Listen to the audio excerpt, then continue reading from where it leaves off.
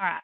Well, I've been a pre-K 12 principal the last 10 years, and the last 4 years in Arkansas, I was a turnaround principal in a really rural, low socioeconomic area.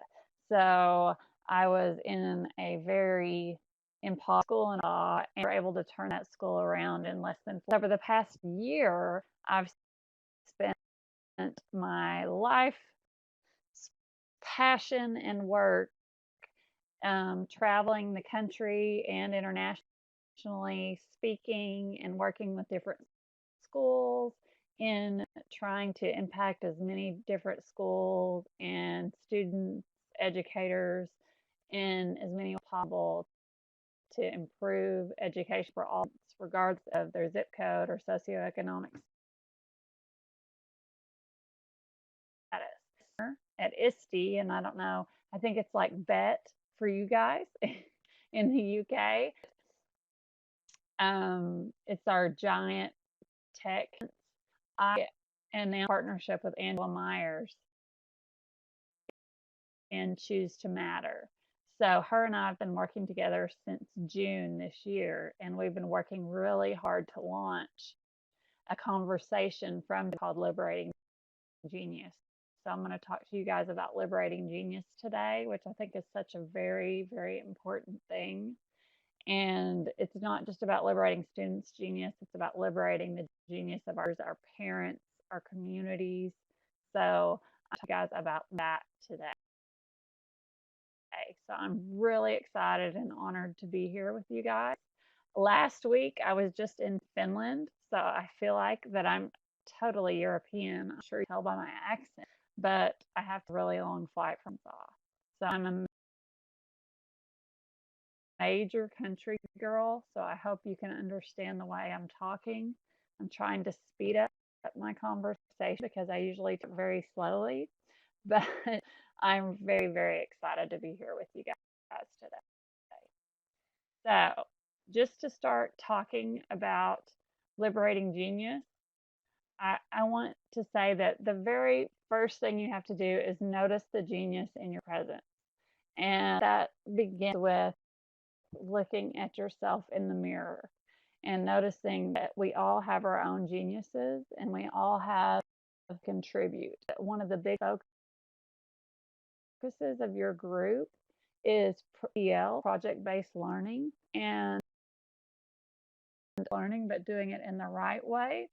So one of the things that we talk about all the time with Choose Matter is the project that do. It's about the citizens they become because of the projects they do. So you have to always keep in mind whenever you are using project-based learning that it's about the learning that takes place during the projects. It's never about the projects. So that's just something that I wanted to, because I think a lot of times whenever schools get really strong influence on project-based learning, educators get project, and they get confused that everything that they do is to be about the project, but it's never about that. It's always about the student learning and what that becomes from that one. So I want you to look at these kids here and notice what is about all of these kids. And to me, the fact is that they're all bold, they're all ready to go attack the world, they're all excited, and all have in common, they're all kindergartners. Why is it whenever we go into middle grade schools, high schools, why aren't those kids as sick or unabashed and excited about learning or excited about taking on anything? And I think that I do something that's going to be a dumb moment for you, but it's because of the way that our system works, and it's the way that we as adults and we as grown-ups were taught ourselves. We're taught in a way that takes away our genius.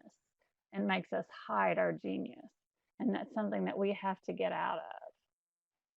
So I think it's really important to think about every single person that was put on this earth does have a genius, and the world needs us to contribute it. And its ability to contribute it.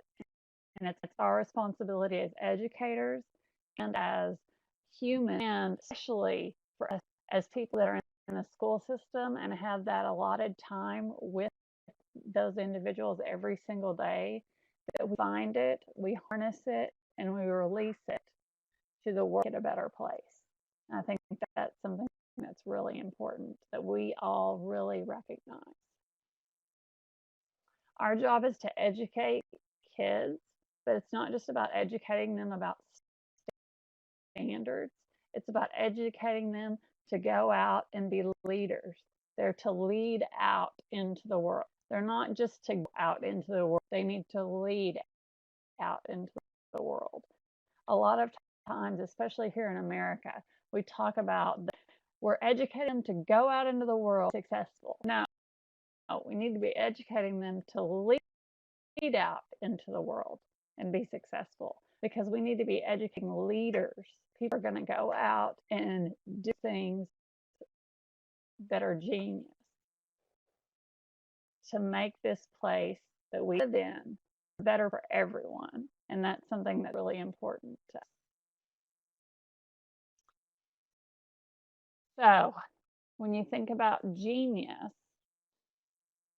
these are a lot of times what you would think of. You know, we've got Steve Jobs, modern day genius, and then we've got some of these amazing, great thinkers of the world. And they're people that we would think of as the geniuses of our time, the geniuses of past times, people that you would think of when you hear the word genius. They would come up in our world history books. They would come up as people that you would think of. So this is kind of our idea historically and ingrained in our society of what a genius looks like. Okay. But in reality, this is more of what our idea of genius maybe should be. I love this cartoon, so I'm going to give you a second to look at that.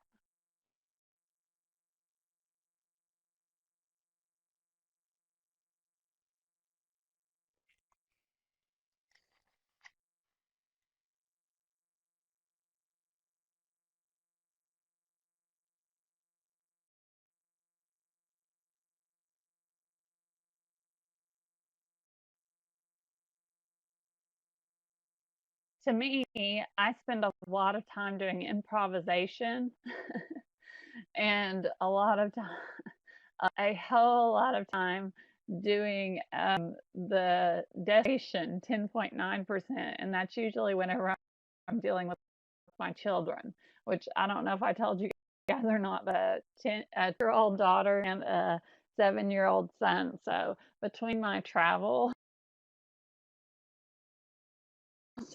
and I'm very lucky to have an amazing husband and 2 sets of grandparents that do an amazing job. So this is something that I really desperately think is so true. So to me, the idea that we're looking at this as our idea of genius is just not real, because this is what genius really is to us. Okay.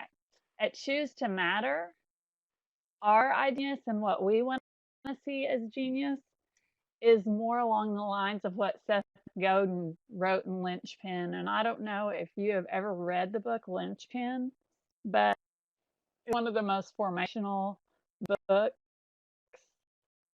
in what the To Matter movement is about. Angela is amazing, and I'm sorry that she is so busy not be here with you guys today, but I'm like Angela Myers with a Southern accent, so if that makes you feel any better. But her and I are best friends. So we talk every single day, and I promise I'll tell her all about you guys. And hopefully someday maybe we can come over an event in Europe. We're hoping to come to Bet this year and do an event and be in a school in England this year, which will be the first ever Choose Matter event. So that is in England. So we're really excited about the possibility of bringing this to Europe. So, and from Finland, that I'm in Helsinki this last week, I was really encouraged that it's something that's really needed. But Angela actually did a year-long work, Godin, and in this book, Lynchpin, he talks about that we need to redefine genius, that a genius solves problems, makes an impact. Importantly, a genius leaves gifts to the world. So that's the thing that I really we have to hit on and remind ourselves and think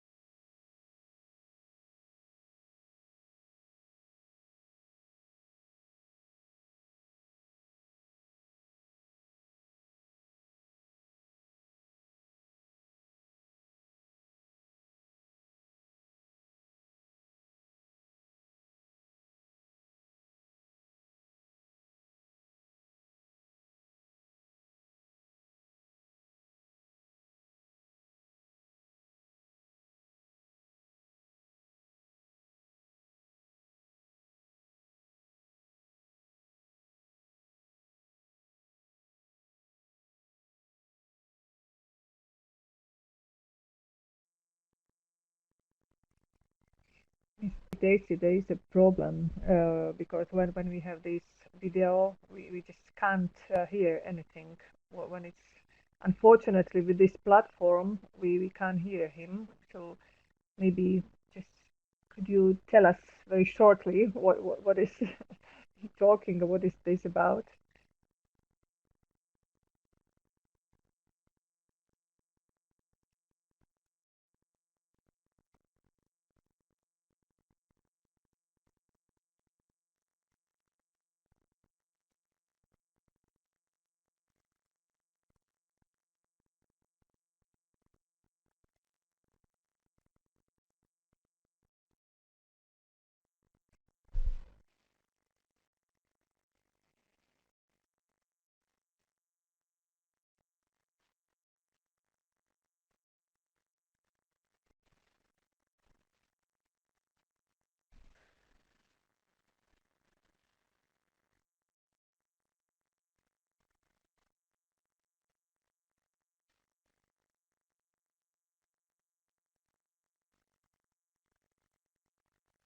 About the most, and it was it was just such an amazing, just changing experience for these educators, riding on each other's backs what they value about each other and their different things of what their geniuses are. This is an example of some of the stuff that kids will write about themselves. And it's neat because kids will be so up about what their genius is.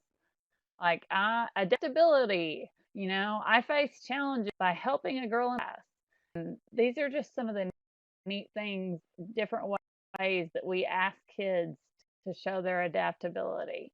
This is an example of companies are doing this. I don't know if you've heard of Zappos. It's just a giant brand. They actually have a complete job that's just in charge of being a happiness officer because that's so important to them, to the culture of what they do. And that's something that we think is so important. Those are just some passion profiles, but I'm going to keep going. So Angela was able to get some of these herself whenever it was similar to writing exactly like on the back of the t-shirt. People did the same thing of reaffirmation for her, and that was really exciting for her. This is an example of what we have seen kids do in classrooms. Teachers have set up something like this, and we love this. My genius is blank. I'm a genius, and this is like a little genius notebook, and it's just really great.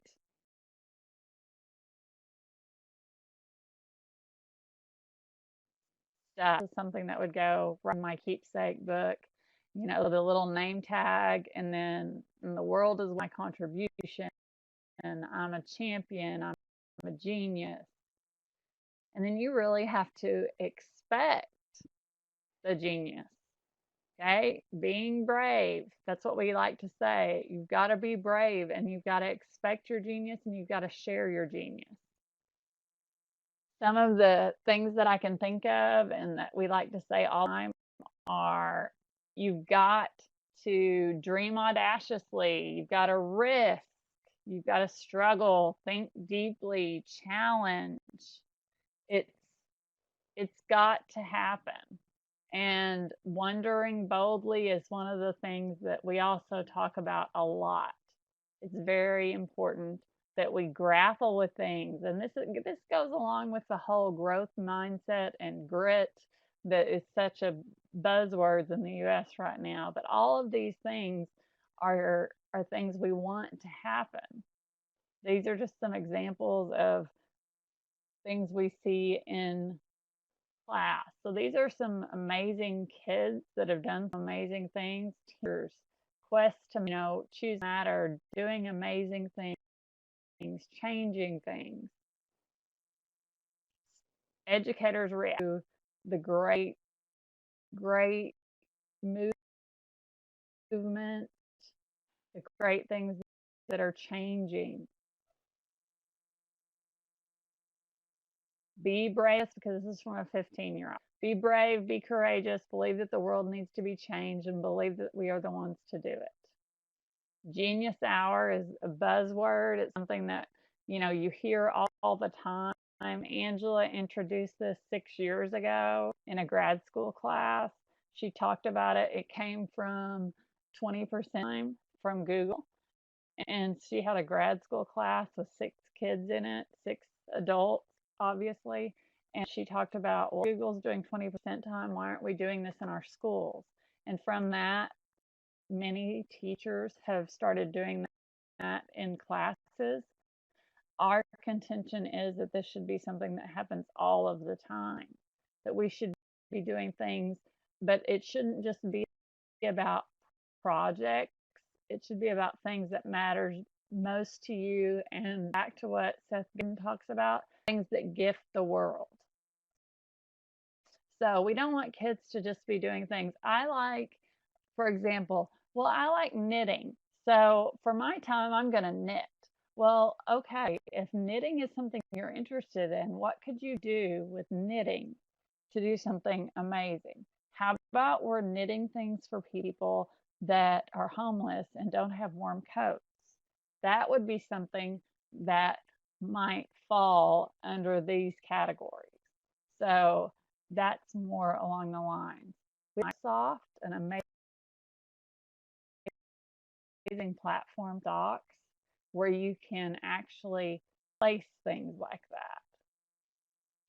that. You take, for example, what breaks your heart, like talking about with homeless people or that don't have warm clothing, and you act on it. So this is an example of heartbreak mapping. And what they do from heartbreak mapping is they come up with things that could possibly be solutions. And students are amazing about doing that. The adults might say, solution's never going to go away, just get over it. Kids won't do that. They follow their heartbreak out and they come up with solutions. It's a beautiful process. Here's some examples of kids whenever they decide what their genius is. Ella, I'm a genius because I help people with cancer. The world needs me to help save people's lives. I'm a genius because I'm an artist. I'm cute. The world needs me to love them. I'm a genius because I recycle. The world needs me to help keep the world clean. All of these kids believe that they matter. And they do that, they believe that because they were given the confidence to believe that by educators. When they came to school, they believed they mattered. When they came to school, they believed they were geniuses.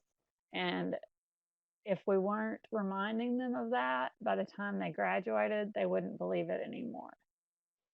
And that's something that we have to make sure that we do. It's our duty to share our genius and make a difference in the world. It's tapping into the truth that will ultimately unleash us from those we love and serve. You are a genius, and the world needs your contribution. It's important beyond everything else that the genius is absolutely 100% something that you find within yourself and that you believe as an educator that you're a genius first so that you can share that with others.